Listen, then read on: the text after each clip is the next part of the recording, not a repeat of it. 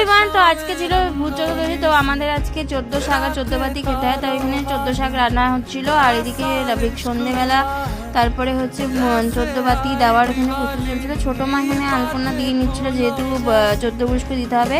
তারপরে এখানে মাও চলে এসেছিল রেডি হয়ে। তারপরে এখানে বাতি সব রেডি করছিল। তারপরে ঠাকুরকে ফার্স্টে দেখিয়ে নিল। তারপরে এখানে 14 বাতি ধরিয়ে নিচ্ছে মা। তারপরে সব ঘরে ঘরে এবং নিচে দিতে হবে এখানে বাতি। তারপরে এখানে ছোটো মা পূর্বপুরুষকে দিয়ে নিল।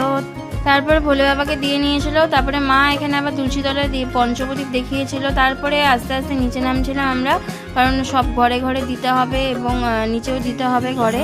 তো মা এখানে ঘরে নিয়ে দিচ্ছিল, তারপরে ছোটো মা দুজনে মিলেই দিচ্ছিল। তো তারপরে ছোটো মা রান্নাঘরে দেখিয়ে নিল।